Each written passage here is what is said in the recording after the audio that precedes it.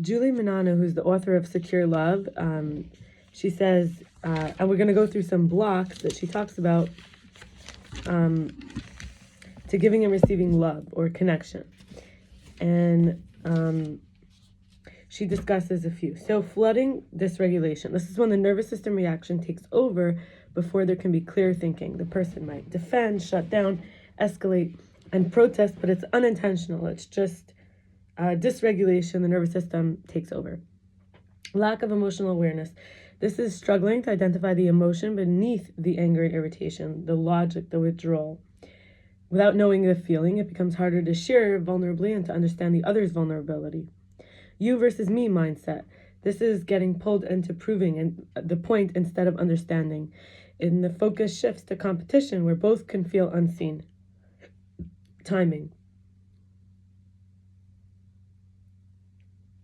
This is when someone interrupts and responds too quickly because of the fear of being misunderstood, blamed, or shut out.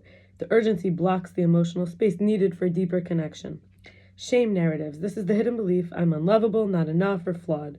Shame braces for rejection and makes closeness feel risky. Fear of vulnerability. This is when you want closeness, but fear the judgment and dismissal if you open up. You guard yourself because it feels safer than letting someone see the real you. Overfunctioning or fixing. This is where you move into solutions, logic, or control instead of slowing down to feel. Fixing helps you stay emotionally protected, but it keeps the relationship on the surface. Underfunctioning or collapse. Stress makes you shut down, go quiet, or numb or withdrawn because of the fear of conflict, of overwhelming emotion, or of disappointing the other person. Hypervigilance. This is scanning for signs of rejection or disconnection and assuming the worst before checking in, pulling you into protest, anxiety, defensiveness. Avoidance of conflict. This is when you keep the peace at all costs, minimizing and staying silent because the conflict feels unsafe even when you need to speak up.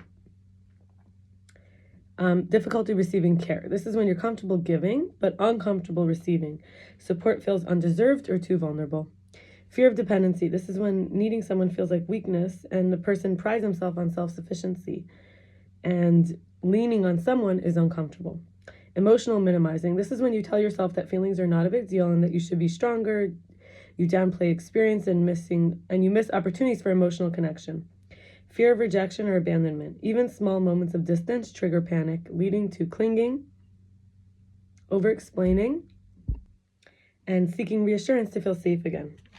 Distrusting the good moments. This is when things feel close or calm, you wait for something to go wrong and you pull back to protect yourself from the disappointment. Old narratives about the partner. Reacting to the past hurts or assumptions instead of the moment happening now. Old stories override new information. Rigid independence. This is when you struggle to let your partner in, handling everything alone and unintentionally keeping emotional distance, over-identifying with your role. This is when you stay stuck as the strong one, the calm one, the responsible one, or the easy one. These roles might protect you, but they limit your authentic emotional expression. Fear of being a burden. Holding back needs because of fear that you can overwhelm your partner.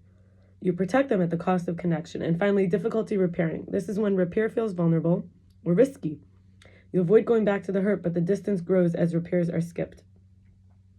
Rabbi Konakov says, God is a giver. God doesn't take. It's against his will to take. He's willing to receive from us as a way of giving to us. But the nature of God is to give good. And I thought that was really like a beautiful way to ground this, that the godliness in us wants to give and to receive, because in receiving, you let someone else give. And then I went to a 12-step meeting about food, like basically when we use food, and because of our blocks, we might use food instead of staying in giving and receiving love. We might think that we're receiving something that's fulfilling or connected because it's food, but it just comes through the system. It doesn't actually hit the spot. So when we don't use food to numb or to repress or to alter or to temporarily escape, we can't abandon ourselves anymore in order to connect. We might, they can also learn, or others cannot, so let's say so I was thinking about how it affects me. So in the blocks, maybe I was not letting others learn to have responsibility and honesty and respect, not letting them learn compassion and emotional safety and acceptance, and recognizing I don't have to, my empowerment came from not consenting anymore to suffer because someone else might need a distraction or to rewrite history because of their blocks, right? So I'm a human being, not a means to an end or an it. So, and then in terms of the role, I don't have to be a self-martyring victim. And calm fueling versus the reward binges. So it's like this pleasure seeking or overstuffing for the temporary comfort of feeling privileged or full. And then this like under numbness or boredness is often like the grief, the left out, when there's no friction or drama.